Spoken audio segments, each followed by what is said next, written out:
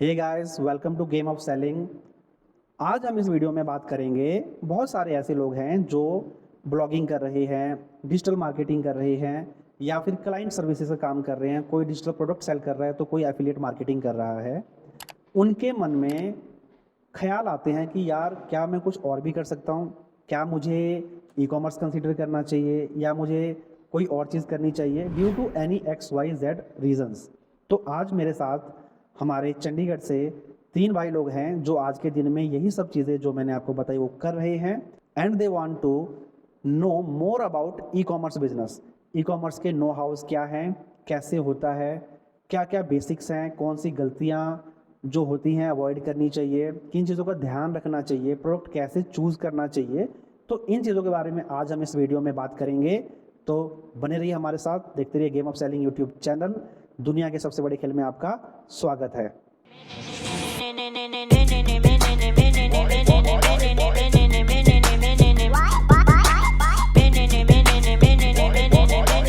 तो आज इस हम वीडियो में बात करेंगे कि अगर किसी पर्सन को ई कॉमर्स करना है तो उसके बेसिक्स क्या हैं, कुछ जो नॉर्मल क्वेश्चंस दिमाग में आते हैं, डाउट्स आते हैं और बहुत सारे मिसकंसेप्शंस होते हैं दिमाग में, तो उसके बारे में बात करेंगे।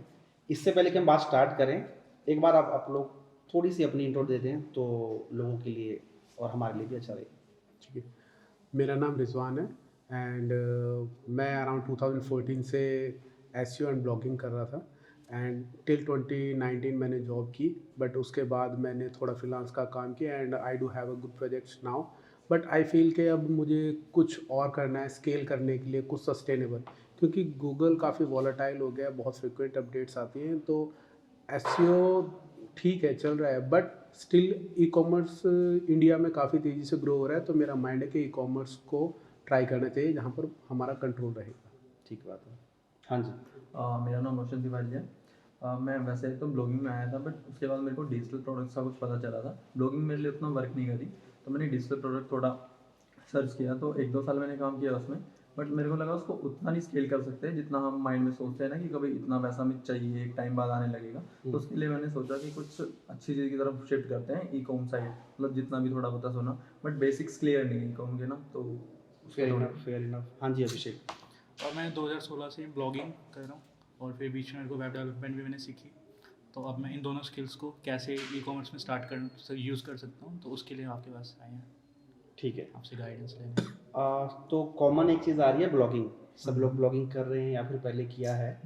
तो अगर मैं आपसे एक जेन्युइन क्वेश्चन बात करूं कि what is the common problem, एक जो है जो आज के दिन में आप ब्लॉगिंग इतने टाइम से कर रहे हो, तो आपको दिख रहा है कि ब्लॉगिंग रिलेटेड ये एक कंसर्न या कुछ पॉइंट्स हैं जो आपको कहीं ना कहीं लगते हैं कि मे बी प्रॉब्लम है या फिर कहीं ना कहीं कंस्ट्रेंट है आपकी ग्रोथ में।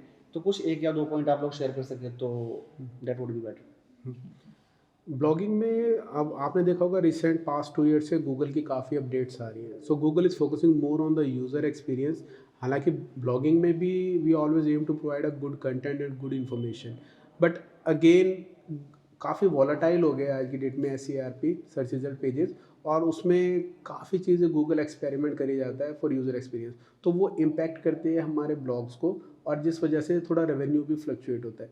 तो इन दैट केस हमें ये आइडिया ही नहीं लग पाता कि एक्चुअली एग्जैक्ट रीज़न क्या है जिस वजह से हमें इतनी ज़्यादा प्रॉब्लम्स फेस हो रही हैं। बस ये पता लगता है कि गूगल की वजह से हो रही है, but not the exact reason.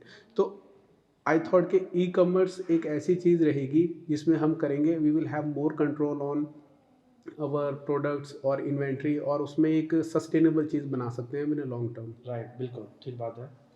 तो ये की कॉमर्स सॉरी, तो ये एक ब्लॉगिंग रिलेटेड एक प्रॉब्लम है जो गूगल के रैंडम अपडेट्स आते रहते हैं, जो गूगल के एल्गोरिदम अपडेट्स जो बोलते हैं, पांडा, पेंगुइन और इस तरह की बहुत सारी चीज़ें।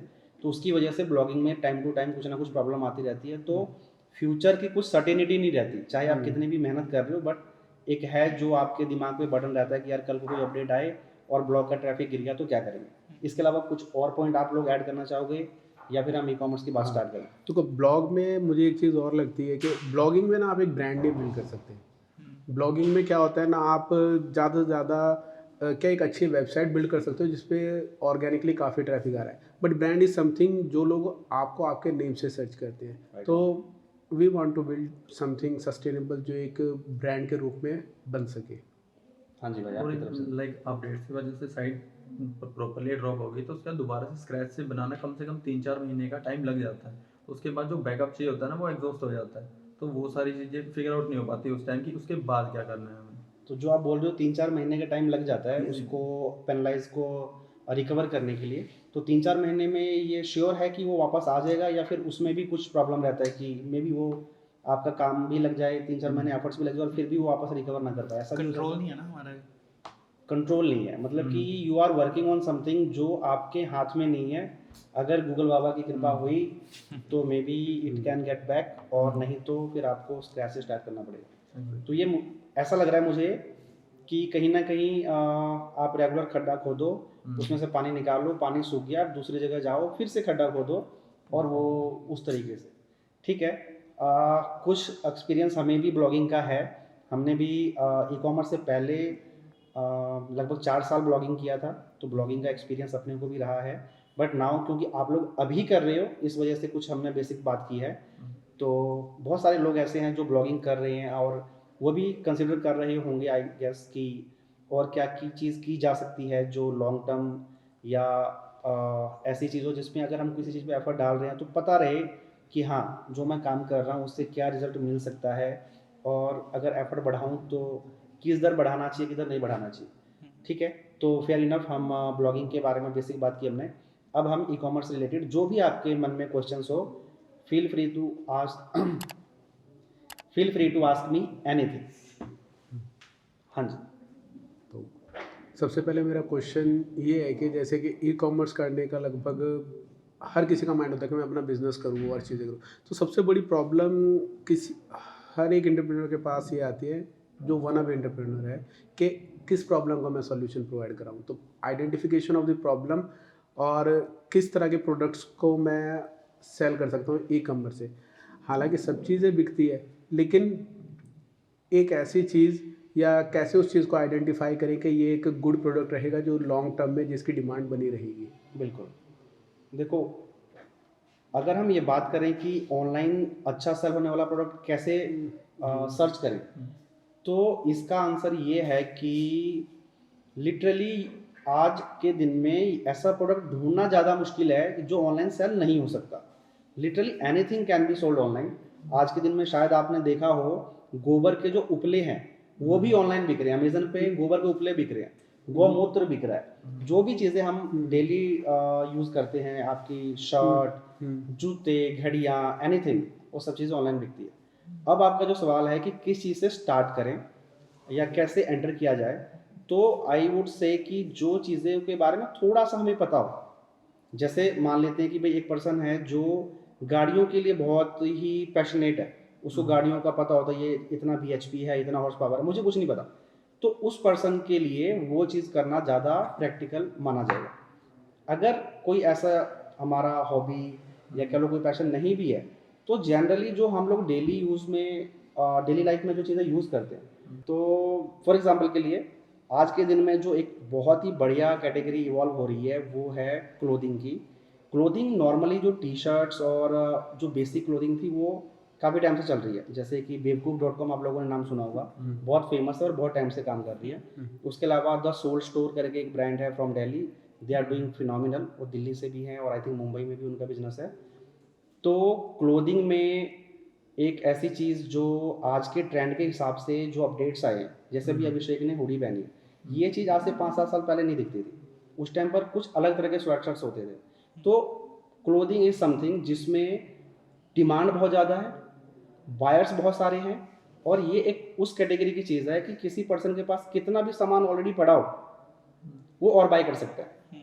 तो दो कैटेगरीज अगर हम नॉर्मली बात करें तो एक चीज़ ऐसी होती है कि आपके पास एक है, अब आप दूसरा नहीं लोगे, जैसे कि घड़ी, जैसे कि मोबाइल। अब आपके पास एक फ़ोन पड़ा है, अब आपको कोई कितना भी अच्छा फ़ोन दिखाए, यू वांट बाय, क्योंकि आपका फ़ोन है, बढ़िया चल रहा है।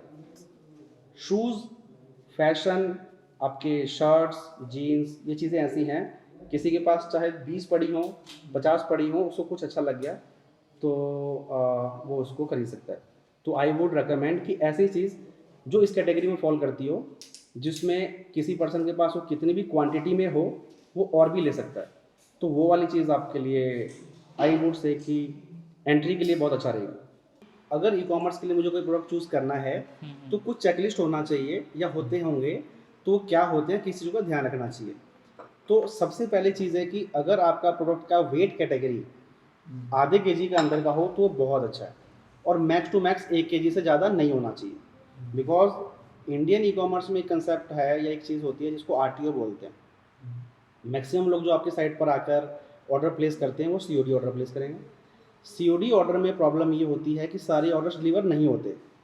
ठीक है, आपके कितना मर्जी अच्छा प्रोडक्ट हो, कुछ ऑर्डर्स वापस आने हैं, और जो ऑर्डर्स वापस आते हैं उस पर आपका प्रोडक्ट जाने की तो कॉस्ट लगेगी ही, शिपिंग की, वापसी के भी पैसे लगेंगे, और वो अपने आप में कॉस्टिंग, अगर आपका वेट कैटेगरी ज़्यादा है तो इतनी हैवी हो जाती है कि बिजनेस के लिए बहुत बड़ी प्रॉब्लम क्रिएट करता है। तो पहला, अगर हम चेकलिस्ट की बात करें तो वेट कैटेगरी टारगेट होना चाहिए आधा KG, max to max 1 KG, उससे ज़्यादा नहीं जाना चाहिए। सेकंड पॉइंट, आपको प्रोडक्ट की जो सेलिंग प्राइस है वो मिनिमम 1000 के या उसके आसपास में रखना है। कई लोग ये गलती करते हैं कि 300 रुपये में प्रोडक्ट सेल कर रहे हैं। 300 रुपये में भाई आप प्रोडक्ट सेल तो कर लोगे, but you want make any profit out of it. और कोई भी पर्सन कोई भी बिजनेस कर रहा है तो उसका टारगेट क्या रहता है? प्रॉफिट। प्रॉफिट, क्योंकि प्रॉफिट इज समथिंग जो फ्यूल करेगा आपके बिजनेस के ग्रोथ को। अगर आप प्रॉफिट नहीं बनाओगे तो सिर्फ ऑर्डर करने का कोई मतलब है नहीं। कुछ कंपनीज होती हैं जिनका टारगेट ही ये होता है कि भाई मुझे प्रॉफिट नहीं चाहिए, सिर्फ ऑर्डर्स लाओ, रेवेन्यू बढ़ाओ, और मे बी फंडिंग लिया जाए या एग्जिट लिया जाए, तो वो अलग स्ट्रैटेजी पे काम करते हैं। अभी हम उनके बारे में बात नहीं करेंगे। अभी हम जनरली जो नॉर्मल हम जैसे लोग बिजनेस करते हैं उसकी अगर बात करें तो सेकंड पॉइंट ये है कि प्रोडक्ट की सेलिंग प्राइस कम से कम आपका 1000 के आसपास में रहना चाहिए। 200-250 ऊपर नीचे हो सकता है, 700 750 से नीचे तो जाना बिल्कुल मेरे हिसाब से डेडली है, क्योंकि उसके नीचे profit banana is very tough. दूसरी चीज़, तीसरी बात यह है कि आपकी प्रोडक्ट की जो कॉस्टिंग है, जितने में आप प्रोडक्ट को खरीद रहे हो उससे कम से कम आपको 3 टाइम्स प्राइस पर उसको सेल करना ही पड़ेगा। अगर कोई चीज़ आप 300 में बाय कर रहे हो तो you can not afford to sell it for 700 और 800 रुपीज़। मिनिमम आपको 900 या 1000 या उससे ऊपर सेल करना पड़ेगा। और ये एक बहुत सुनने में हो सकता है नई, जो लोग पहली बार सुन रहे हैं उनको लगे भाई ये तो क्या बात कर रहे हैं, एक चीज़ को 1 रुपये में लो और 3 रुपये में बेच के तो बहुत प्रॉफिट हो जाएगा। बट ऐसा नहीं होता। ओवरहेड एक्सपेंसेस इतने सारे होते हैं कि अगर आप उसको किसी प्रोडक्ट को 3x प्राइसिंग पे नहीं सेल करते हो तो फिर अगेन प्रॉफिट निकालना बहुत मुश्किल हो जाता है। और जब अगर आप प्रॉफिट नहीं निकालोगे तो बिज़नेस की ग्रोथ एक अलग चीज़ है, उसके अलावा आपकी सस्टेनेबिलिटी भी मुश्किल हो जाएगी, क्योंकि हर प्रोडक्ट आपका सेल नहीं होगा। कई चीज़ें ऐसी होती हैं जो आपने मंगाई, टेस्टिंग में अच्छा काम भी किया, बट अब वो सेल नहीं हो रहा। तो उस वाले रिस्क को मिटिगेट करने के लिए, ख़त्म करने के लिए आपको इस चीज़ का भी खास ध्यान रखना है। तो ये 2-3 चीज़ें हैं जो मेरे लिए सबसे पहले आती हैं किसी भी चीज़ से। तो ये 3-4 चीज़ें हैं जिस पे हमें खास ध्यान रखना चाहिए। चेकलिस्ट में एक वो चीज़ प्रोडक्ट की रैकरिंग डिमांड हो कुछ। हाँ, वो देखो अभी ना you are just trying to get into something, वो सेकंड थर्ड लेवल की बात है। स्केलिंग। हाँ, मतलब वो तब की बात है जब आप एस्टेब्लिश्ड हो। अभी तो आपके लिए वो कहते हैं ना, डूबते को तिनके का सहारा। तो उस टाइम पर आप लग्जरी की नहीं सोच सकते, that is a luxury thing. Initially आपको ऐसी चीज़ पे काम करना है जो आपका एक ऑर्डर अगर आपने किया तो उससे कुछ प्रॉफिट बने, तो अगली बार आप 2 ऑर्डर करने के फंड्स जुटा सको, प्रॉफिट इस लेवल का ला सको। उसके बाद सेकेंड और थर्ड स्टेज में हम बात करते हैं कि प्रोडक्ट ऐसा होना चाहिए जो कस्टमर को रिटेंशन करा जा सके, फिर प्रोडक्ट क्वालिटी आता है, कस्टमर एक्सपीरियंस आता है, बहुत सारी चीज़ें। बट ये 3 चीज़ें ऐसी हैं जो आई वुड से कि पहली प्रेफरेंस रहेगी मेरे को किसी भी प्रोडक्ट के बारे में काम करने के लिए। अगर उसमें ये 3-4 चीज़ें नहीं हैं तो फिर वो इनिशियली मैं उसके साथ में नहीं जाऊँगा, स्पेशली तब जब मेरे पास मे बी कुछ बजट का कंस्ट्रेंट है या मैं किसी चीज़ में स्टार्ट ही कर रहा हूँ और वहाँ पे रिस्क है कि मे बी वो प्रोडक्ट की डिलीवरी परसेंटेज बहुत ख़राब आए, तो वो फिर बहुत बड़ा नुकसान दे सकती है। तो दीज आर द थिंग्स।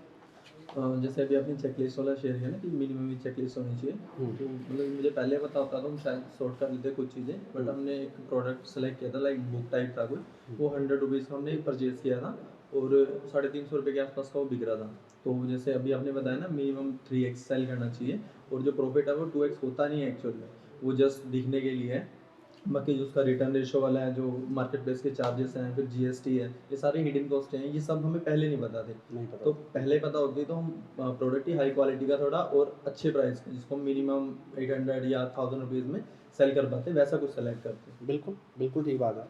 तो लोगों को ये लगता है कि भाई अगर 100 रुपये की चीज़ ले ली 300 में बेच दी, 200 रुपये का मार्जिन हो गया, इसमें क्या लगेगा, शिपिंग को 50 रुपये दे दूंगा और फेसबुक को इतना दे दूंगा।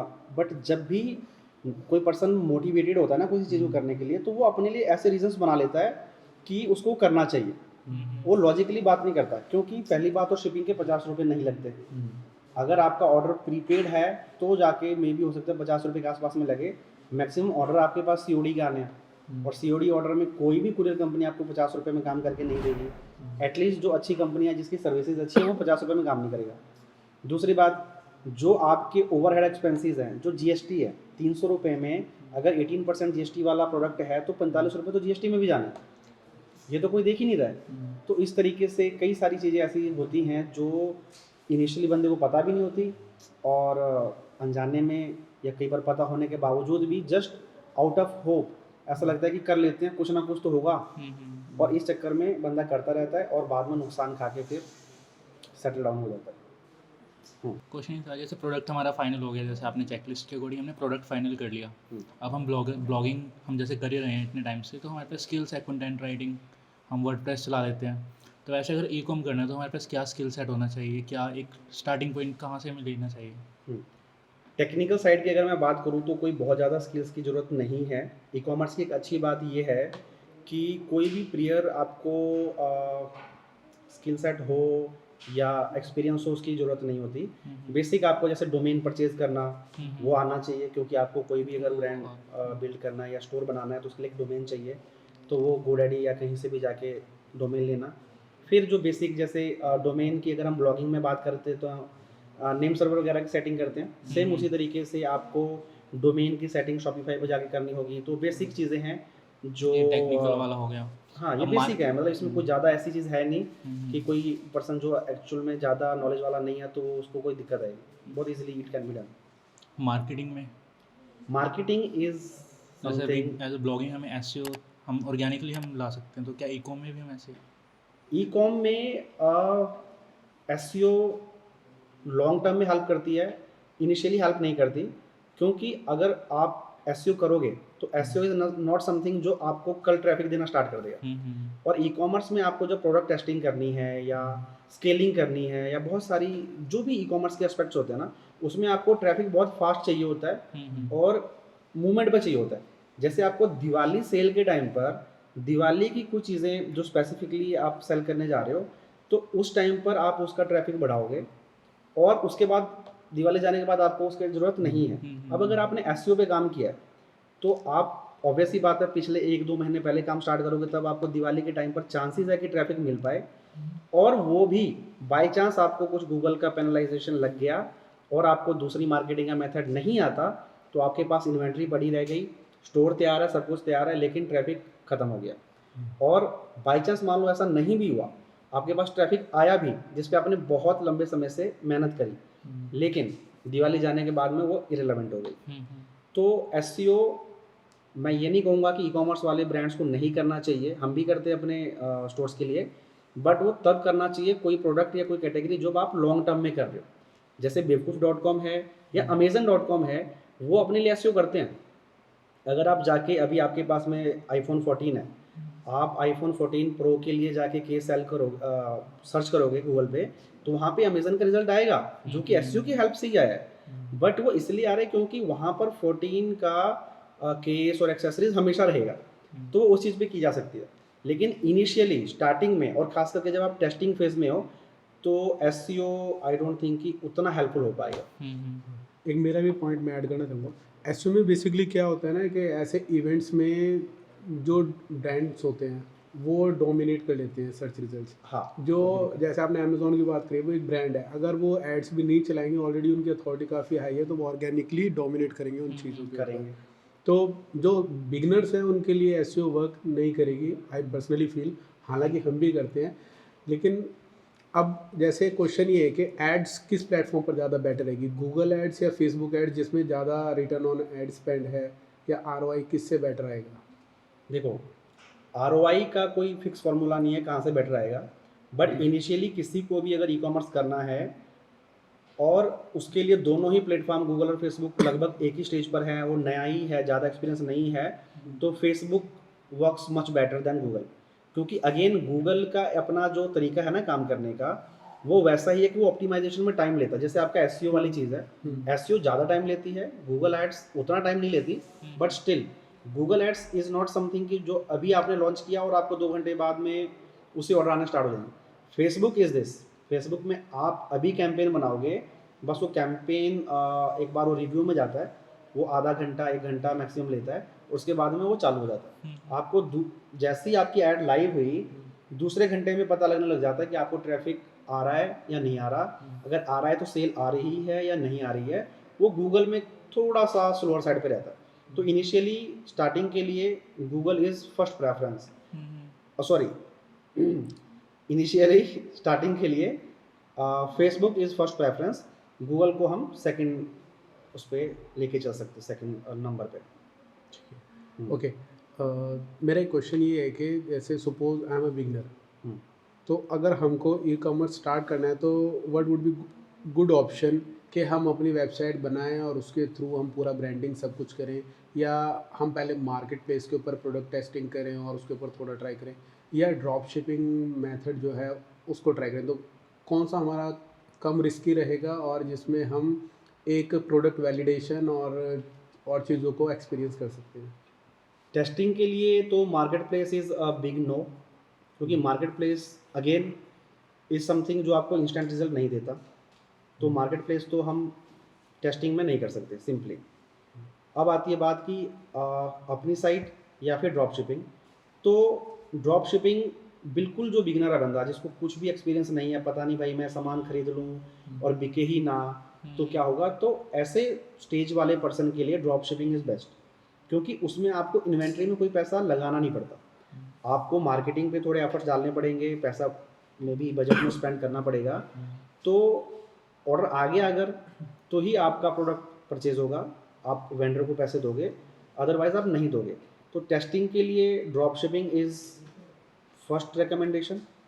और अगर थोड़ा सीजन बंदा है जो उसका ऑलरेडी बिजनेस चल रहा है, चाहे वो कम ऑर्डर ही कर रहा हो, दिन के 100 150 200 ऑर्डर भी कर रहा हो, तो उसको फिर ड्रॉप शिपिंग ना करके अपना स्टोर बना के अपने पास सामान रख के खुद टेस्टिंग करना चाहिए, वो ज़्यादा बेटर रहेगा, जैसा कि हम लोग भी करते हैं। तो फिर मार्केट प्लेस के ऊपर कौन से लोग हैं जो अपना प्रोडक्ट्स वगैरह सेल कर सकते हैं? बिगिनर्स के लिए तो आपने कहा कि नो है, बिल्कुल। बट देयर इज ऑलवेज एक बिगिनर होता है जो स्टार्ट करता है, तो हर कोई तो आई थिंक नहीं स्टोर क्रिएट कर पाता फर्स्ट मोमेंट पर ही अपना। और ड्रॉप शिपिंग की नॉलेज इंडिया में अभी भी बहुत कम है लोगों को जिनको पता होगा। तो it is a competition between, और कह सकते हो battle between your own website and market place. Right. Market place उस चीज़ के लिए है जिसमें श्योर है कि इस चीज़ की सेल आनी ही आनी है, चाहे आज आए या कल आए या 2 महीने बाद आए। अगर आप देखोगे ना तो अमेज़न किसी ट्रेंडी वाली चीज़ को नहीं फॉलो करता। अमेज़न पे आप जाओगे तो कोई ऐसी चीज़ लेने जाते हो जो आपका रेगुलर कंजप्शन वाली चीज़ है। आप कोई ट्रेंडी चीज़ जो अभी अभी मार्केट में आई है और मे बी 10 दिन 15 दिन 1 महीने बाद वो दोबारा नहीं रहेगी, तो तो मार्केट प्लेसेस पे उन चीज़ों का अच्छा परफॉर्मेंस नहीं रहता। क्योंकि मार्केट प्लेस की एक थिंकिंग है, वो कहता है कि भाई प्रोडक्ट आज अगर कोई आया, मैंने उसको बहुत बूस्ट कर दिया, कल वो आपका आउट ऑफ स्टॉक हो जाएगा, तो भाई मेरी जो सिस्टम है ना वो सही नहीं है उसके लिए। मार्केट प्लेस कहता है कि अगर आपका प्रोडक्ट, जैसे हम लोग मार्केट प्लेस पे बिजनेस करते हैं, कोई प्रोडक्ट है जो अच्छा सेल हो रहा है, उसके डेली के अच्छे नंबर ऑफ ऑर्डर्स आ रहे हैं, वो कहता है मार्केट प्लेस कि वो प्रोडक्ट आपका कभी भी आउट ऑफ स्टॉक नहीं होना चाहिए। और एक बार गलती से आउट ऑफ स्टॉक हो गया तो उसकी ऑप्टिमाइजेशन सारी चली जाती है। फिर आप एक तरीके से कह लो कि कॉम्पिटिटर्स ऊपर आ जाते हैं। कॉम्पिटिटर्स ऊपर आ जाएंगे और दोबारा आपको उनको पछाड़ के ऊपर आ पाना बहुत मुश्किल है। बट अपनी साइट वाली अगर हम बात करें तो वहाँ पर ये चीज़ नहीं मिलती। ठीक है, आई गॉट योर पॉइंट कि जब हमने मार्केटिंग के ऊपर स्पेंड ही करना है तो वाई नॉट कि अपना ही ब्रांड को हम थोड़ा सा पुशअप करें और उसी के लिए अवेयरनेस बढ़ाएं और उसी में करें। तो from the beginning you says कि अपना एक स्टोर सेटअप करें और उसी के लिए वर्क करें।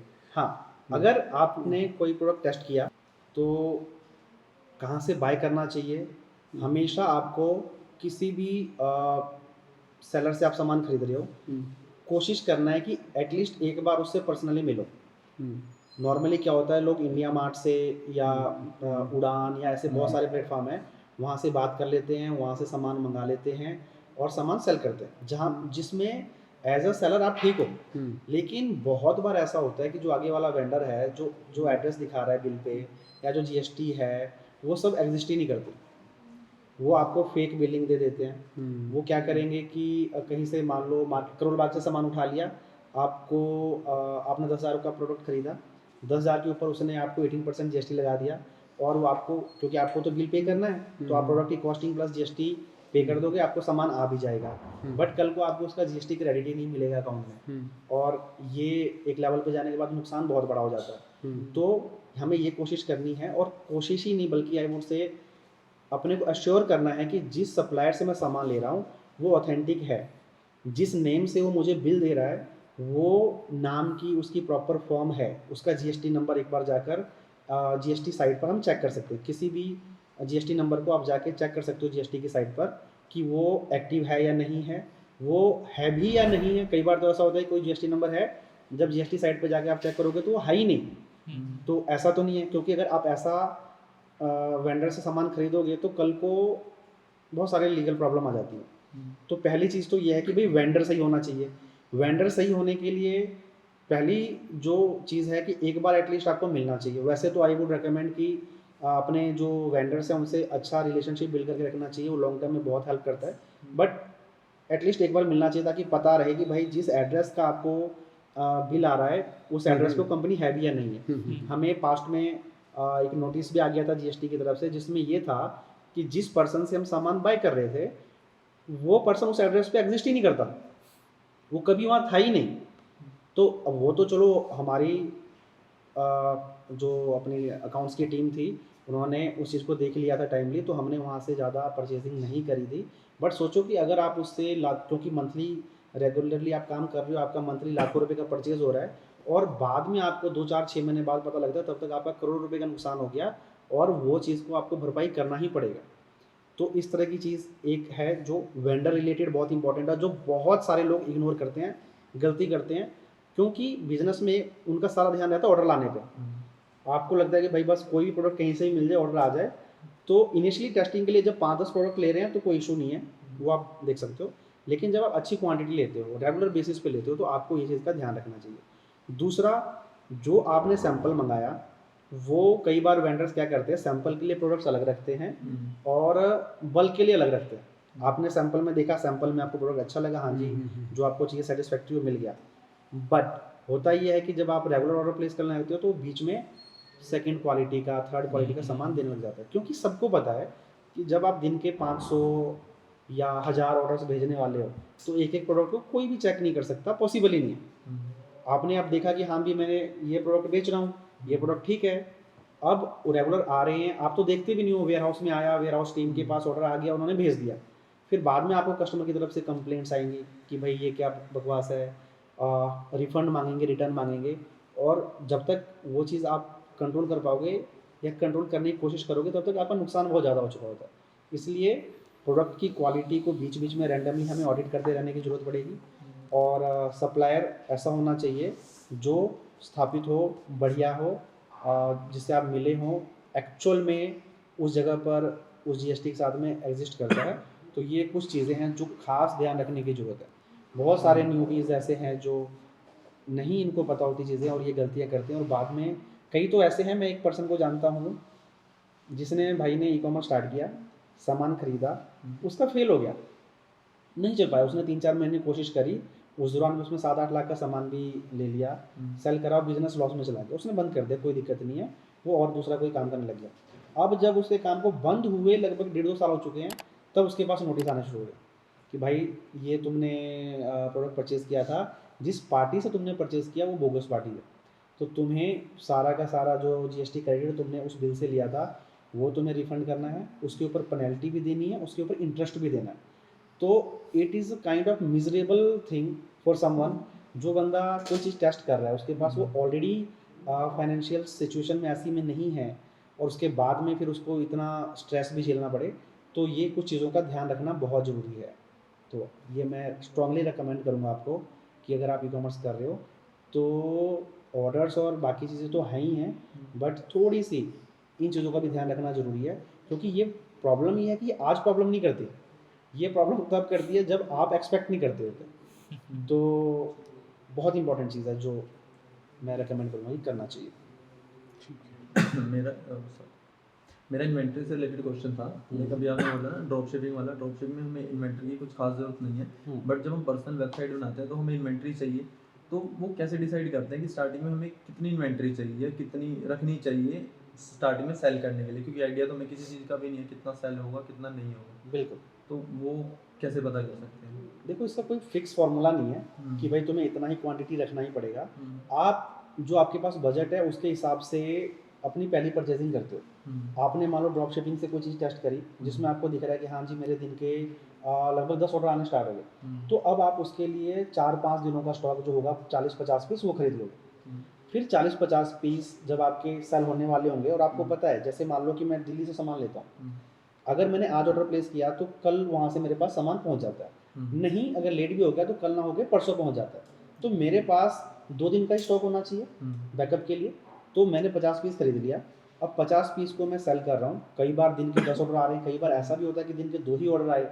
तो ऐसे करके जब आपके पास में 2 दिन का बैकअप रह गया तब आप अगला ऑर्डर प्लेस कर देते हो, और धीरे धीरे करके फिर अगला जो ऑर्डर प्लेस करोगे आपको पता है कि आपकी कंसिस्टेंसी आ गई है ऑर्डर्स की।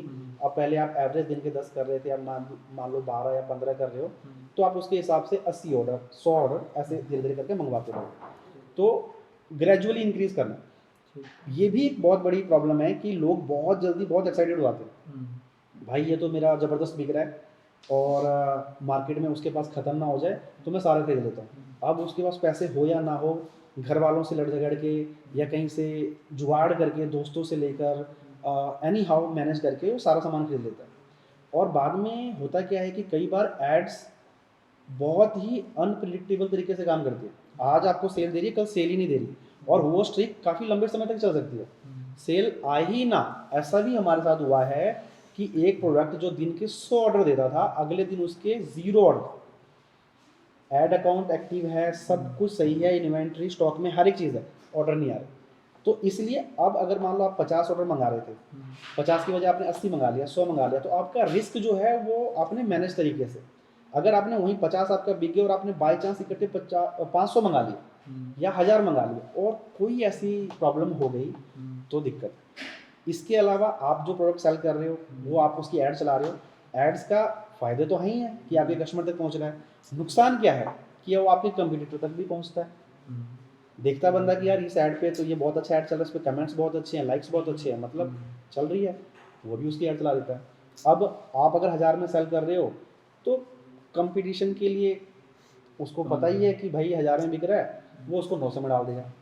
अब जैसी 900 में देखेगी, फेसबुक की एड्स में एक प्रॉब्लम क्या है कि अगर एक पर्सन ने घड़ी की ऐड पे क्लिक कर दिया और चाहे आपने ले लिया, तो अब वो सारी घड़ियों की ऐड दिखाने लग जाएगा उसको। अब समझो कि आपकी साइट से किसी पर्सन ने चीज़ बाय कर ली 1000 रुपये में, अब उसी पर्सन को आपकी कंपटीटर का ऐड दिखाई देगा और वहाँ पे 900 में दिखेगा। बंदा बोलेगा भाई मैंने 1000 का लिया था, मैं 900 में बाय कर लेता हूँ। अब क्योंकि ऑर्डर COD था, तो जब आप ऑर्डर भेज दोगे तो ऑर्डर लेगा ही नहीं। तो ये एक VCS साइकिल है जो चलता रहता है, इसलिए हमें स्टॉक पे बहुत बारीकी से काम करना होगा। इसके अलावा एक और चीज़ है, आपने पहला 50 पीस खरीदे, 50 बेच दिए और उसके बाद आपने अगले 100 पीस खरीद लिए, लेकिन हम ये नहीं ध्यान रखते बहुत सारे लोग कि जो मैंने 50 या 500 पीस जो भेजे हैं उनमें से सारे ऑर्डर तो डिलीवर होंगे नहीं। अब आप मान लेते हैं कि अच्छी डिलीवरी परसेंटेज आपकी 70%, जो कि 70% एक इंडस्ट्री में अच्छा माना जाता है। 70% डिलीवर का मतलब है 500 में से आपके 350 डिलीवर हो गए, 150 तो जो आपके डिलीवर नहीं हो वो भी वापस आने हैं, उनकी भी कॉस्टिंग आपकी बुक से ही जानी है। तो इसीलिए इन चीज़ों की अकाउंटेबिलिटी रखनी भी ज़रूरी है और धीरे धीरे करके हमेशा आगे बढ़ना चाहिए। लालच में एकदम से आप बड़ा छलांग मार दो, वो बहुत डेंजरस चीज़ है, ई कॉमर्स में स्पेशली। तो ये पॉइंट। अभी एड्स वाला जो डिस्कस हुआ था, फेसबुक एड्स वाला, तो अभी फिक्स कुछ ऐसा होता है जैसे प्रोडक्ट की कॉस्टिंग मेरी है तो मुझे इतने बजट की ऐड चलानी है, मतलब ऐसा नहीं है प्रोडक्ट मेरा 1000-2000 रुपये का है बट मैं ऐड चला रहा हूँ सिर्फ 1000 रुपये की, बट उसमें मेरे को सेल नहीं आई तो मैं उसको डिसकंटिन्यू कर देता हूँ। मतलब उसका कुछ है फॉर्मूला कि मेरे को 4-5 हज़ार की तो हाँ, मिनिमम बिल्कुल रन करनी चाहिए। बिल्कुल। ऐसा कोई स्टैंडर्ड नहीं है, कोई फेसबुक ने नहीं बोला है कि भाई इतना तो करना ही है, बट जो हमने देखा है हमारे लिए अच्छा काम करता है कि let's say if I am selling something for 1000 rupees, तो मुझे उसकी टेस्टिंग में कम से कम उस प्राइस का 2 से 3 गुना खर्च करना पड़ता है।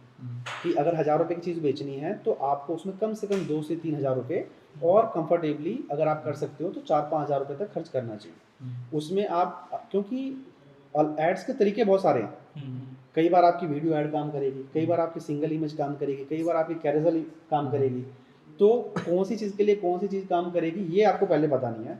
तो आप जब अलग अलग तरह की एड्स को टेस्ट करोगे तो हर ऐड को अगर आपने 500-700 का बजट भी दोगे तो 6-7 तरीके के जो टेस्टिंग आपने करनी है तो आपका आराम से 3000-4000 रुपये लगेगा। लोग क्या करते हैं कि प्रोडक्ट तो बेच रहे 5000 का, टेस्टिंग में लगाए 500 रुपये और कोई सेल नहीं आए तो कहते भाई ये तो प्रोडक्ट चल नहीं रहा, तो वो थोड़ा सा गलत तरीका है जज करने का। तो अगर मैं फॉर्मूले की आपकी बात करूं तो सेलिंग प्राइस का 2 से 3 गुना नॉर्मली, और इफ़ यू कैन डू तो आई वुड से 5x तक is a good amount for testing. अगर उसके बाद भी सेल नहीं आ रही है तो फिर आपको कंसीडर करना चाहिए कि आगे मुझे इसको और स्पेंड करना चाहिए या नहीं करना चाहिए। कई बार लोग सीधा सेल को भी जज करते हैं, सेल से पहले बहुत सारे एलिमेंट्स आते हैं कि आपको इनिशिएट चेकआउट आ रहा है या नहीं आ रहा, आपको ऐड टू कार्ट आ रहे हैं या नहीं आ रहे, आपको कस्टमर्स की तरफ से अबेंडेंट आ रहे हैं कि नहीं आ रहे।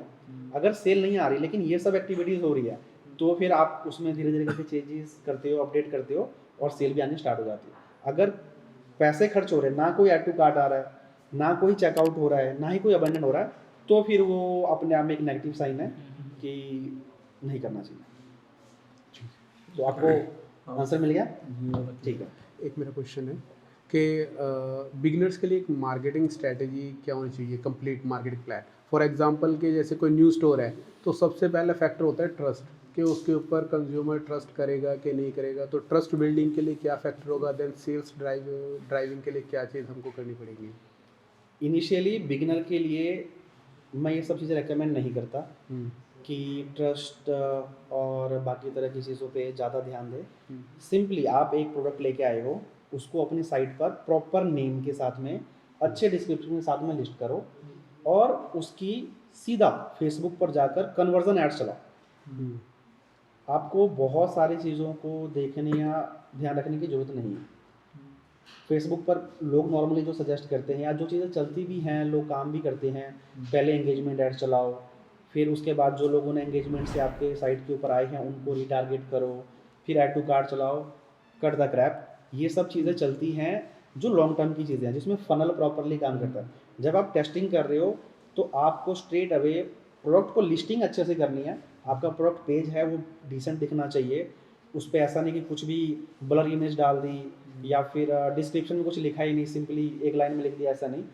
वो चीज़ें आपकी ऐसी होनी चाहिए कि जैसे आप सिंपली ऐसे समझो कि आप किसी शोरूम में गए हो, तो शोरूम का जो एक बेसिक स्ट्रक्चर है वो प्रॉपर जगह पर चीज़ें होनी चाहिए, डेकोरम अच्छा होना चाहिए, कलर एंड लाइट्स अच्छी होनी चाहिए, वो चीज़ें हैं। आपका अगर प्रोडक्ट सही से लिस्टेड है, डिस्क्रिप्शन सही से डली हुई है और आपका प्रोडक्ट क्या प्रॉब्लम सॉल्व करता है ये अगर आप फोटोज़ या वीडियोज़ के थ्रू दिखा रहे हो, उसके बाद आपको फेसबुक ऐड पे काम करना है, फेसबुक ऐड पे कन्वर्जन ऐड चलानी है सिंपली। अगर वहाँ से सेल आ गई, फिर जब आप उसको प्रोडक्ट आपका टेस्टिंग में पास हो गया या फर्स्ट स्टेज पास कर लिया, उसके बाद आपको फिर बाकी जो चीज़ें हैं कस्टमर ट्रस्ट बिल्डिंग के लिए या ऑथेंटिसिटी के लिए, वो आपको उसके बाद करनी है। एज अ बिगिनर आपको वो सब चीज़ों में पढ़ने की ज़रूरत नहीं है क्योंकि दिस इज़ समथिंग जिसका इम्पैक्ट पड़ता है बट बहुत ज़्यादा नहीं। तो अभी आपको जो हम वो जानते हैं ना 80-20 रेशो, अभी आपको वो 20% काम करना है जिससे 80% रिजल्ट आता है। आपको अभी वो 80% काम नहीं करना जिससे 20% कंट्रीब्यूशन होता है। करना वो भी चाहिए बट इनिशियली रिकमेंडेड ये है कि अभी आप समझ लो उस फेज़ में हो कि कुछ देर में आपका ऑक्सीजन ख़त्म होने वाला है, तो आपको ऑक्सीजन चाहिए। ऑक्सीजन के लिए सबसे ज़रूरी है कि जो काम थोड़ा करके ज़्यादा मुझे रिज़ल्ट या बेनिफिट मिल सकता है मैं वो करूँ। जब आप चला रहे हो, आपका बिजनेस हो गया, ठीक है, दिन के आपके पास कंसिस्टेंट ऑर्डर आने लग गए, तब उसके बाद में आप ट्रस्ट बिल्डिंग और वो सब प्रैक्टिसेस है वो करना चाहिए। उसके बारे में मैं ये रिकमेंड करूँगा कि अभी आप लोग हम ये बात कर रहे हैं, आप ई कॉमर्स ट्राई करोगे, आपको कुछ ना कुछ विनर्स मिलेंगे। फिर हम सेकंड फेज़ में जब बात करेंगे, मे बी आफ्टर 1 और 2 मंथ और 3 मंथ, तो फिर हम उस टाइम पर ये बात करेंगे कि भाई अब मेरा स्टोर सेटअप है, मेरे पास ऑर्डर्स भी आ रहे हैं दिन के, चाहे 100 ऑर्डर आ रहे हैं, और अब मैं कस्टमर को रिटेंशन करना चाहता हूँ कि जो मेरे से एक बार बाय कर रहा है, अगली बार भी वो मुझसे बाय करे।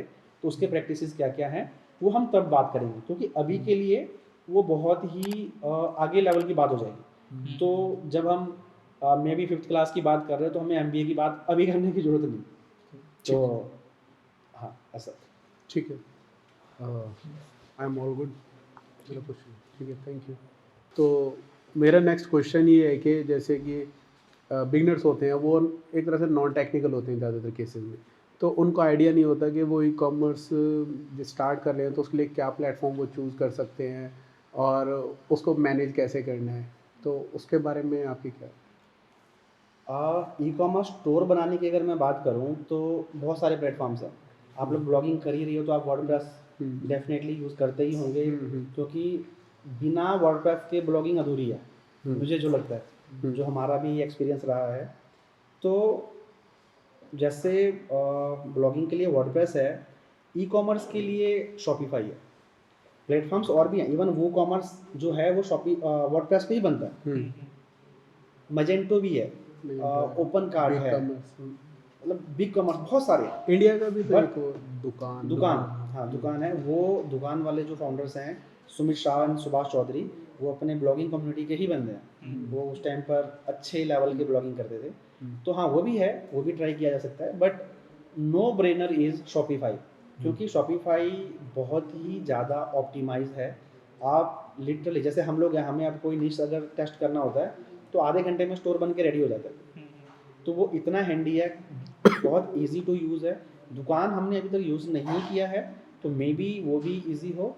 तो पहली preference I would say Shopify, second आप दुकान को टेस्ट कर सकते हो, बाकी कोई भी कम्स लेटर। ठीक है।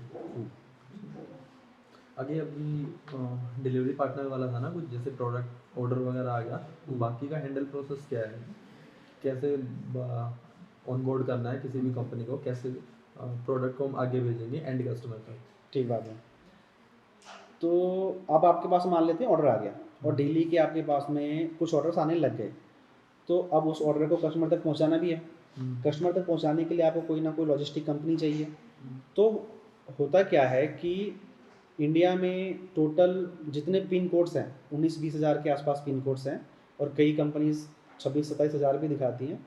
बट वो होता ऐसा है कि जैसे चंडीगढ़ 22 सेक्टर है, 22 सेक्टर का पिन कोड जो है, वही पिन कोड 34 को भी लगता है।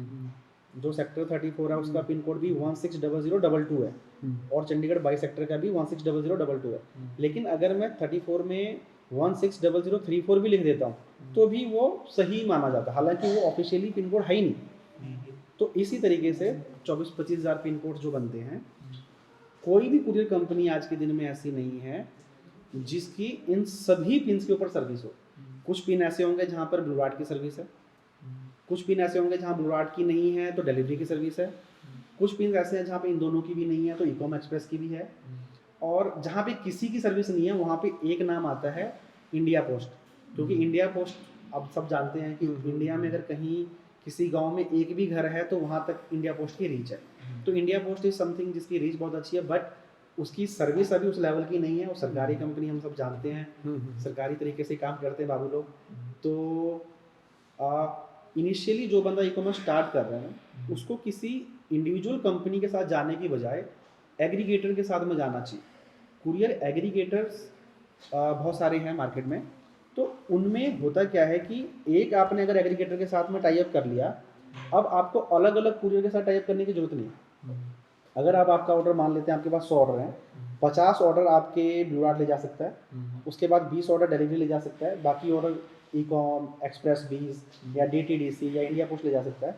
तो आपको बस एक एग्रीगेटर से टाई अप करना है, और जब आपके ऑर्डर असाइन होंगे, जब आप ऑर्डर प्रोसेस करोगे तो एग्रीगेटर के पास में वो इन्फॉर्मेशन चली जाती है कि आपके ये पिन है, इन पिन से आपके पास ऑर्डर है, तो वो खुद अलग अलग कुरियर कंपनीज आपके पास में भेज देता है पिकअप के लिए। तो यहाँ पर फ़ायदा ये है एग्रीगेटर के साथ में काम करने में कि इनिशियली जब आपके पास लोड कम है तो आपको अलग अलग लोगों से डील करने की ज़रूरत नहीं पड़ती है। जब आपके पास एक अच्छा नंबर ऑफ ऑर्डर्स आने लग जाए, मिनिमम दिन के 200-250 के आसपास या उससे ऊपर, तो may be you can consider going with direct courier company.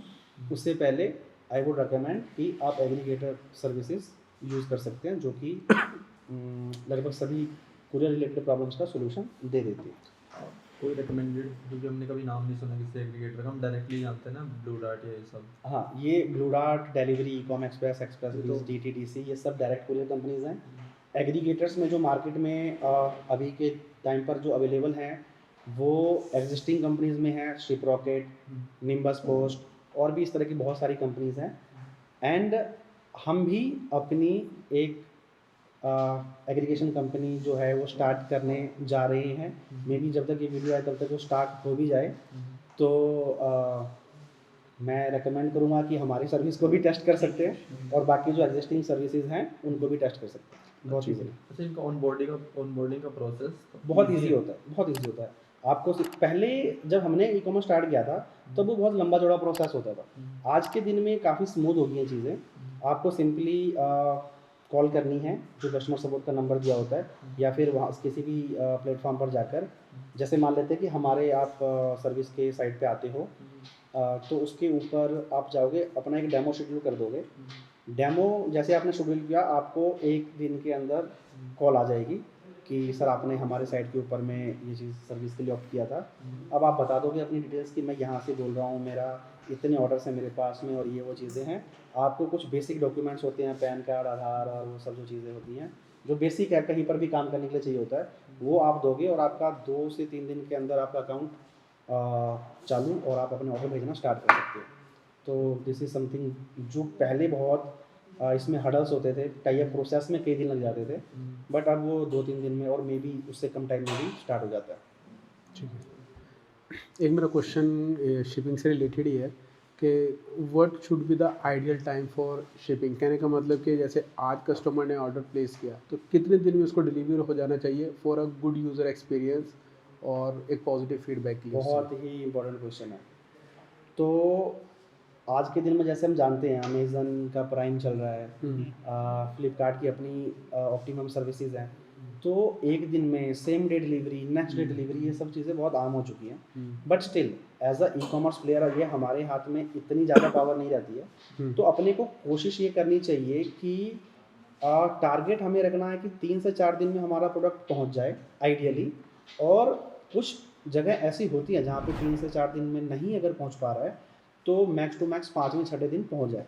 उससे ज़्यादा अगर डिले होगा तो कस्टमर का कहीं ना कहीं जो है इंटरेस्ट प्रोडक्ट के लिए कम हो जाता है और फिर उसमें आपके RTO के चांसेस भी बढ़ जाते हैं, क्योंकि मैक्सिमम प्रोडक्ट जो हमने देखे हैं कस्टमर्स को नीड शायद हो या ना हो, वो इम्पल्स बाइंग करते हैं। अब इम्पल्स बाइंग वाली अगर आपकी चीज़ है तो आपको डिलीवरी परसेंटेज बढ़ा ऊपर रखने के लिए आपको डिलीवरी फास्ट करनी होगी।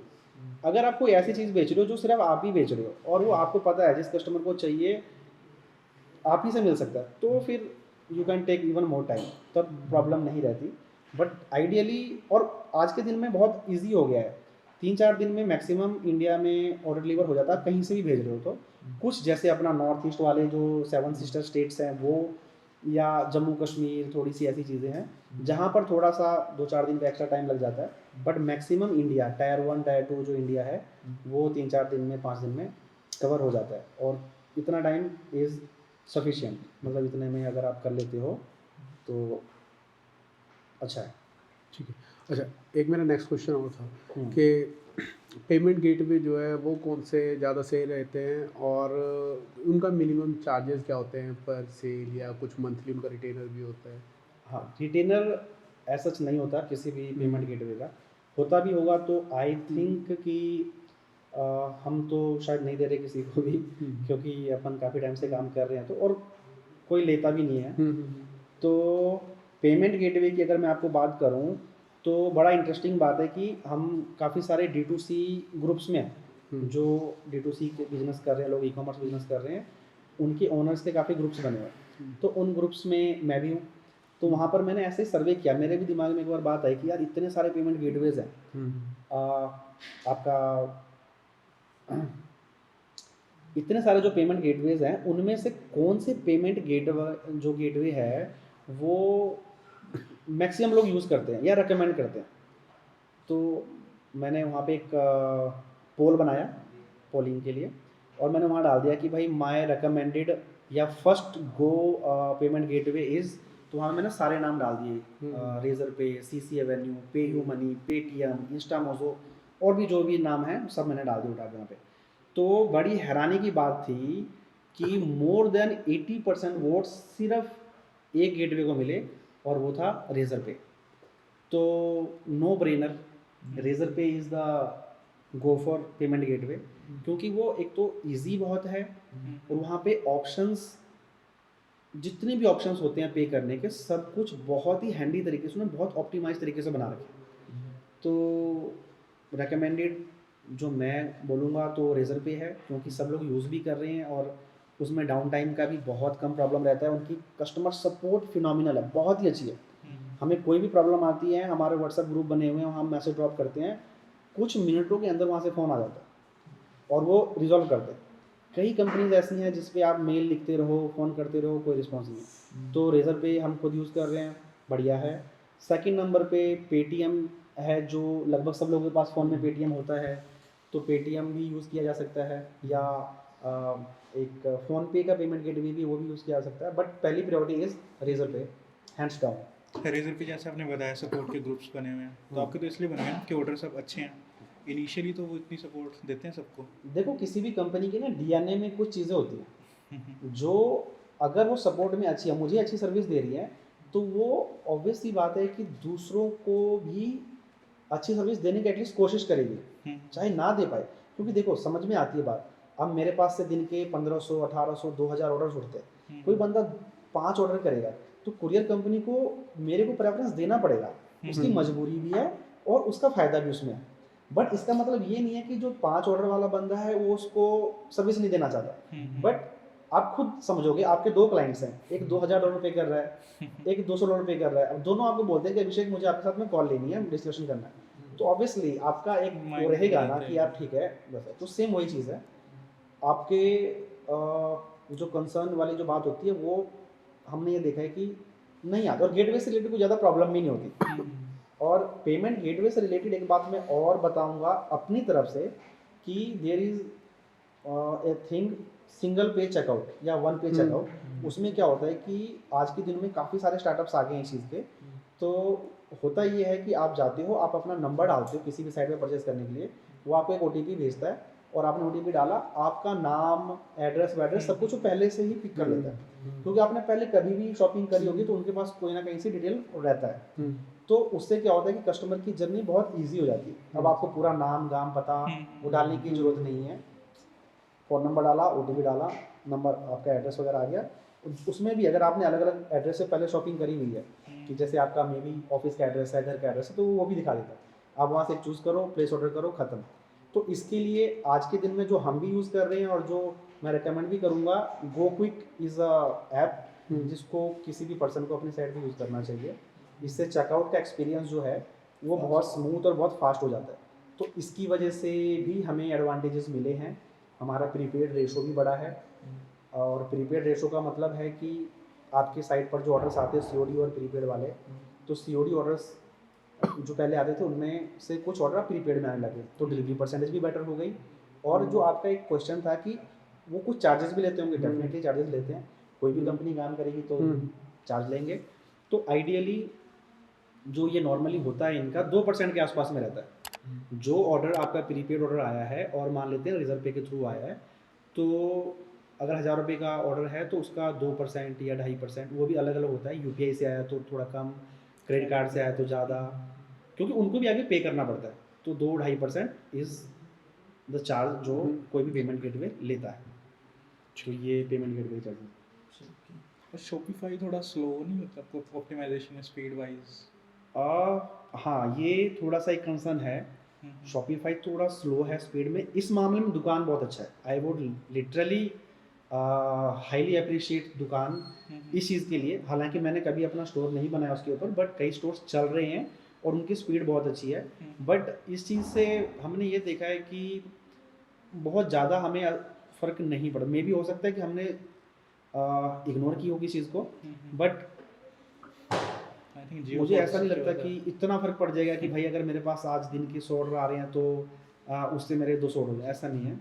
एक दो ऑर्डर्स का हो सकता है नुकसान होता हो, बट फिर वो हमारी कंफर्ट जोन बना हुआ है, चीज़ें सब सेटल्ड है, इतनी सारी ऐप्स कस्टमाइजेशन करी हुई हैं कि हम चेंज करने को नॉर्मली अपने आप के लिए रिकमेंड नहीं करते। बट कोई नया बंदा टेस्ट कर रहा है तो they can test other platforms as well. Speed के मतलब हम कुछ कर नहीं सकते उसमें शॉपिफाई में अगर कर सकते हैं डेफिनेटली। जैसे आप डेवलपर ही हो, आप जानते ही हो, किसी भी अगर वर्डप्रेस पेज का भी स्पीड ऑप्टिमाइजेशन करना है तो आप उसकी CSS अपडेट करते हो या फिर उसके कोड में कुछ ऑप्टिमाइजेशन करते हो, तो वो शॉपिफाई में भी हो सकती है। क्योंकि दुनिया में मैक्सिमम जो D2C स्टोर्स चल रहे हैं उसमें बहुत बड़ा परसेंटेज शॉपिफाई का है, और इतने बड़े बड़े बिजनेसेस अगर चल रहे हैं तो ठीक है, थोड़ा स्पीड का हो सकता है, एक आधे सेकंड का प्रॉब्लम हो, बट मुझे नहीं लगता कि इसके ऊपर स्ट्रेस करने की ज़रूरत है, या एटलीस्ट बिगिनर्स को तो इस पर सोचने बचने की ज़रूरत ही नहीं।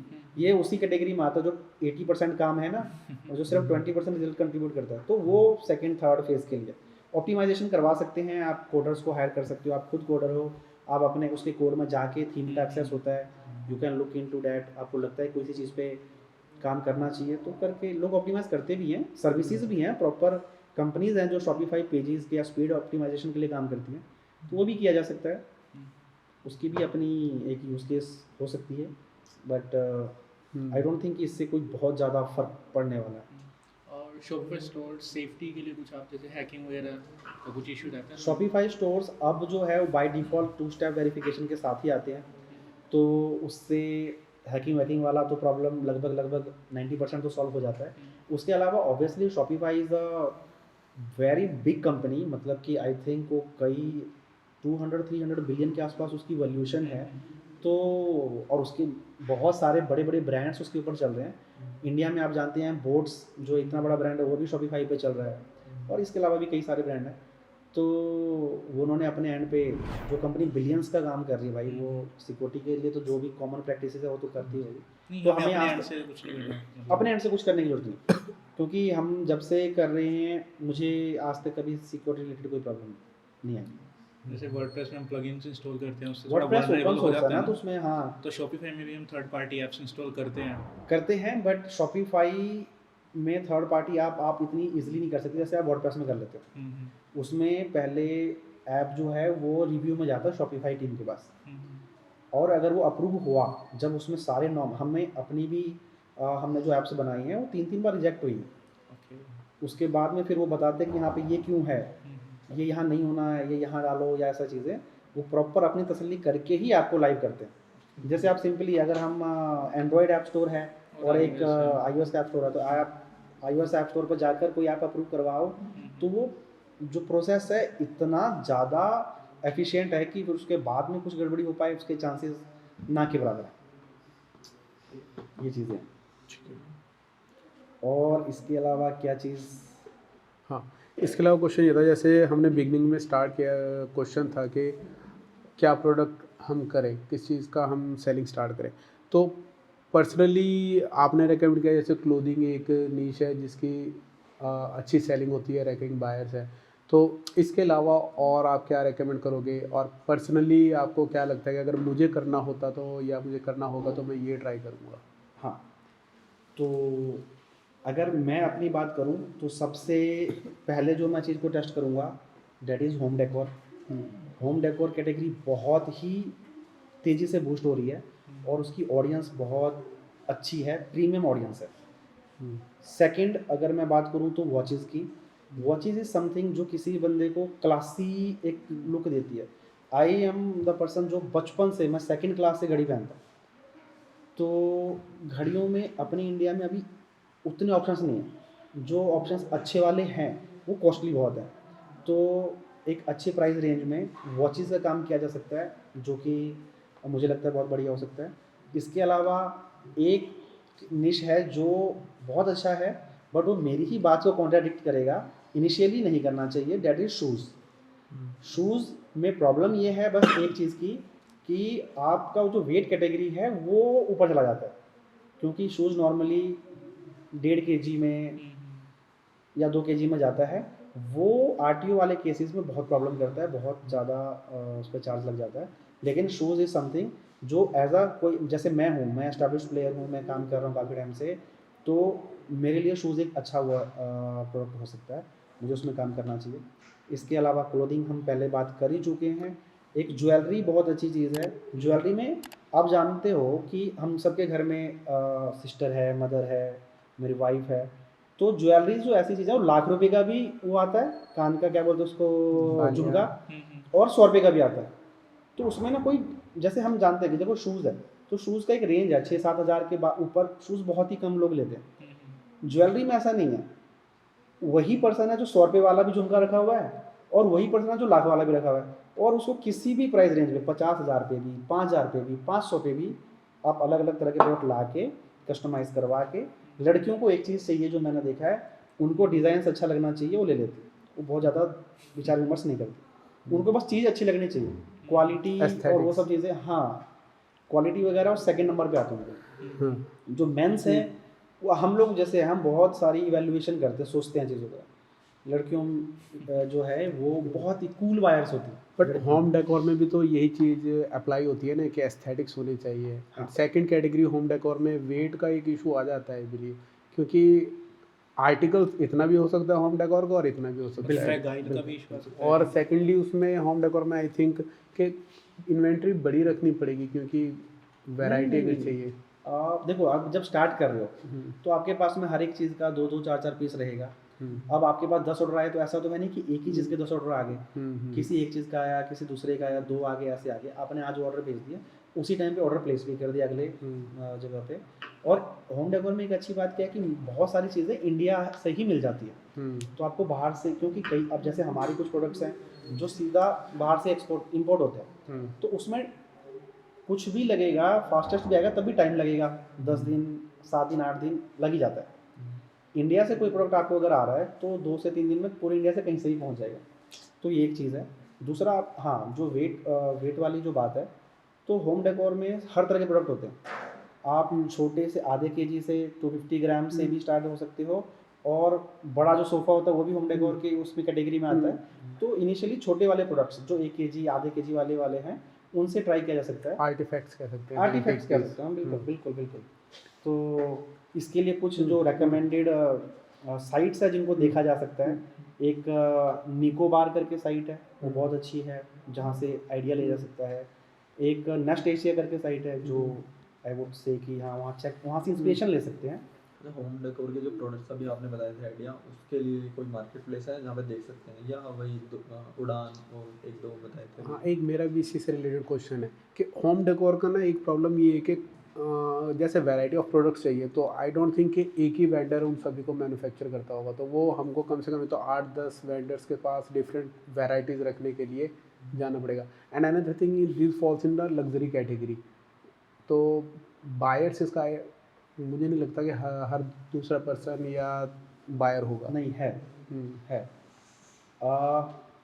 चाहे किसी की, आपने देखा होगा झोपड़ी भी है ना, तो वो दीवार पे कुछ ना कुछ टांग के रखता है, और हर पर्सन एस्पायर करता है कि उसका घर या जो रूम होता है ना, क्या बोलते हैं उसको, ड्राइंग रूम, जहाँ पे लोग आके बैठते हैं, वहाँ कुछ अच्छा है, जैसे सबसे अच्छा अभी ये दिखे। चीज़ लगी हुई है।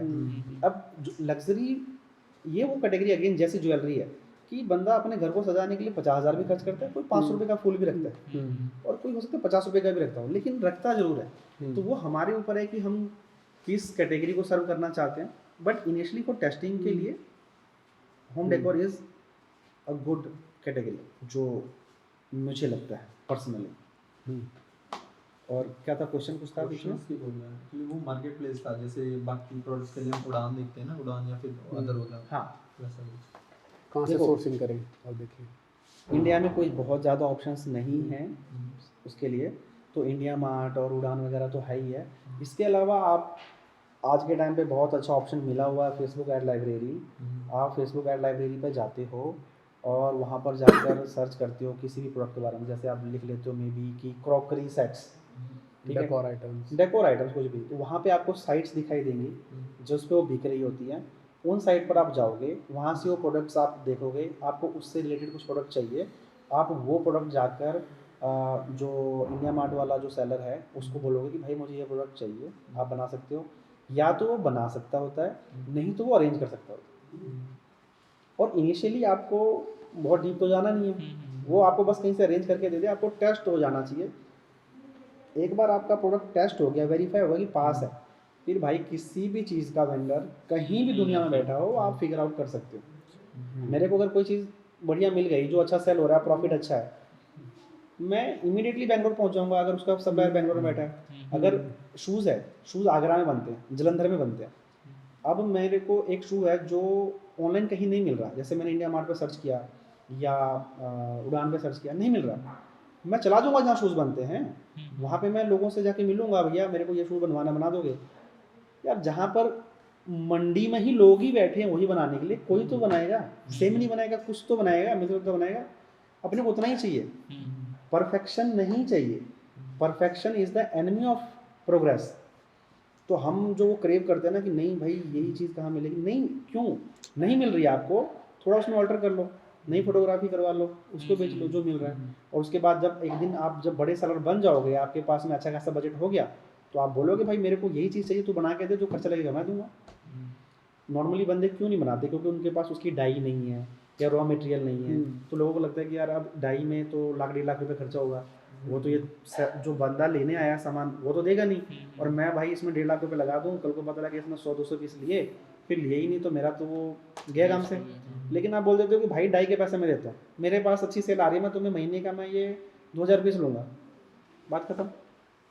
तो ऐसा कई चीज़ें हैं जो हमने अपने लिए बनवाई, और वो पहले उसका मोल्ड ही नहीं था या डाई नहीं थी, हमने डेवलप करवा लिया, हमारी चीज़ बिक रही थी, हमें प्रॉफिट आ रहा था, तो हमने भी ये हिसाब लगाया ठीक है भाई एक बार मेरा लाख रुपए लग रहा है, अगर उससे मैं महीने का लाख रुपए कमा रहा हूँ तो पहले महीने में मेरी इन्वेस्टमेंट हो जाएगी, अगले महीने में प्रॉफिट कमा लूँगा, कंटिन्यूस चलेगी, कर लूँगा। दिस इज़ द वे, ऐसे ही होता है।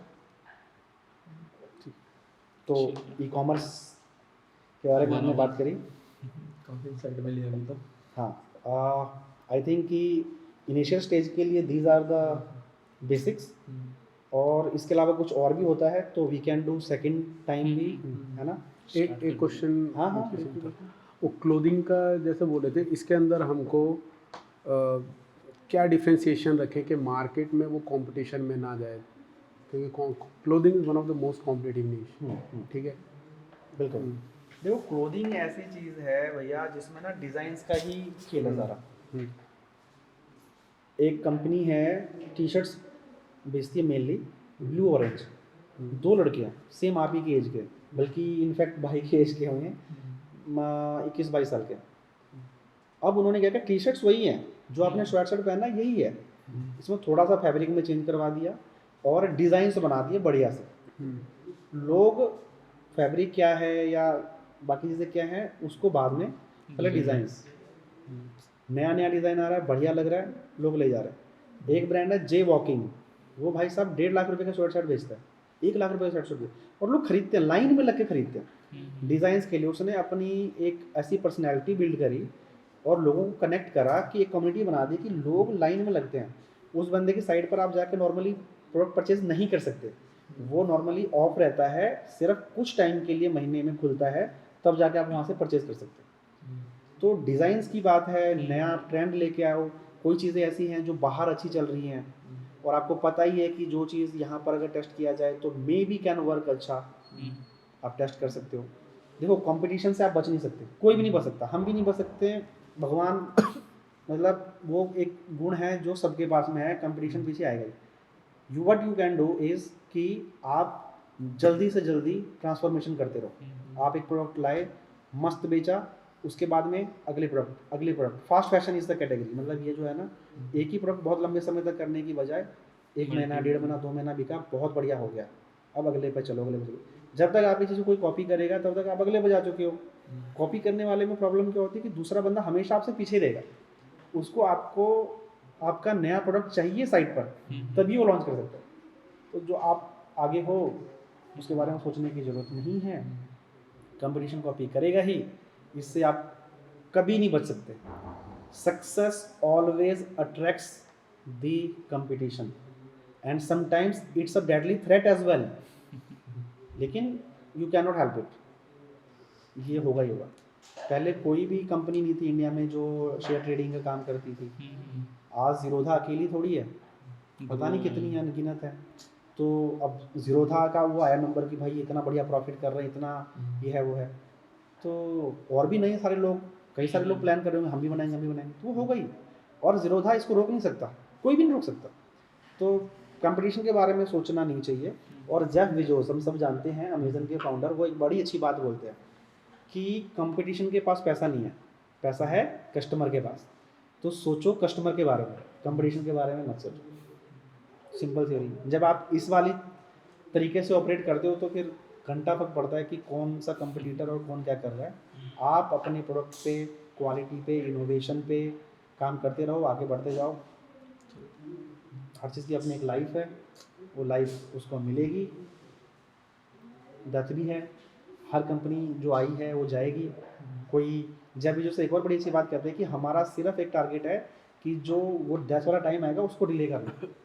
अवॉइड नहीं कर सकते, वो भी मानते हैं कि ऐसा है कि आज मरे कल मरे, जाएगा, दूसरी कंपनी आएगी जो उससे बड़ी होगी, रिप्लेस करेगी। बट हमारा टारगेट ये होना चाहिए कि हम उसको जितना डिले कर सकते करें। और डिले करने का तरीका क्या है? अच्छा काम करो, बेटर काम करो, क्वालिटी काम करो, कस्टमर को बेस्ट एक्सपीरियंस दो। यही हम भी कर सकते हैं, आप भी सब कर सकते हैं। तो नॉलेज बेस हम सबके पास में है, सीख सकते हैं। अब करता कौन है, अप्लाई कौन करता है, उसके ऊपर डिपेंडेंट है। तो this is the thing, I think ये चीज़ है। काफ़ी अच्छा रहा, काफ़ी नॉलेज बिगिनर के लिए तो काफ़ी इंसाइट्स थी अभी ना, काफ़ी पर्चे खुले दिमाग के। हाँ, और अभी जब आप जाके करने बैठोगे ना काम को, अभी और तो फिर आपको उस टाइम पे बहुत सारे डाउट्स आएंगे। आप डाउट्स नोट करते रहोगे, मे बी हम व्हाट्सएप पे, फ़ोन पे, वीडियो कॉल पे, या मुझे लगता नहीं कि बहुत दूर है, पास में सीधी रोड है, आके आधे घंटा कैमरा लगाया और फिर बात कर ली, बाकी लोगों को भी समझ में आएगा और आप लोगों को तो हेल्प होगी ही होगी। और अपने को इससे अच्छा कोई और फीलिंग आती नहीं है कि जब अपने साथ के भाई लोग काम करें, वो भी सक्सेसफुल हो, कल को नेटवर्क में जाएँ तो बताएं कि हाँ भाई किशन भाई ने हेल्प किया था, कुछ बताया था, तो आज बस इतना जी। ह्यूमंस को कुछ ज़्यादा चाहिए नहीं यार, इमोशनली अच्छा फीलिंग मिल जाए, घर बार से ठीक रहो। तो ज़मीन से जुड़े लोग हैं अपन, ज़मीन से जुड़े रहेंगे। और दूसरों की खुशी में खुश होने वाले इंसान मुझे लगता है जो है वो हमेशा खुश रहता है। और हम वही बनने की कोशिश करते हैं जितना हो सके। कई बार बिजनेसेस में चीज़ें होती हैं जो स्ट्रेस देती हैं, बट फिर वो किस चीज़ में नहीं होती, हर चीज़ में होती है। कोई किसी भी लेवल पे हो, अब अंबानी जी ऐसा तो है नहीं जो स्ट्रेस में ना होते, वो भी होते हैं। तो ये करते हैं क्लोज, ठीक है। तो थैंक यू भाई लोग, thanks to me as well, thank you, है ना, कि हमने बातचीत करी, काफ़ी अच्छा लगा बात करके। खुद के भी कई बार चीज़ें होती हैं जो भूल चुके होते हैं, तो वो भी क्लियर होती हैं। और डेफिनेटली आप लोग कुछ करोगे इन नॉलेज को यूज़ करके तो अपने को और अच्छा लगेगा। एंड लुकिंग फॉरवर्ड हम आगे जाके और बढ़िया काम करें। मे बी जो भी समीकरण बनेगा साथ में सर्विसेज में, एनी हाउ कहीं भी कोई प्रॉब्लम आपको आए, इंपोर्ट करने से लेकर कंपनी फॉर्मेशन से लेकर एड्स के रिलेटेड कुछ भी, feel free to ask me anything. और मैं ऑडियंस को भी ये कहना चाहूँगा कि अगर आप ई कॉमर्स कर रहे हो, आपको कोई भी प्रॉब्लम आ रही है, तो you can feel free to ask me any time पे। जितना पॉसिबल हो सकेगा अपनी तरफ से we will try to help. और इसके लिए किसी को कुछ भी लेने देने की ज़रूरत नहीं है। This is all for the community and for the brotherhood. Thank you so much. अगर आपके मन में कोई भी क्वेश्चन या क्वारी या कोई भी डाउट हो जो आप क्लियर करना चाहते हो, तो you can comment down the video. I will try to answer all the videos. And मिलते हैं नेक्स्ट वीडियो में with some new information about the e commerce business. Thank you so much, bye bye.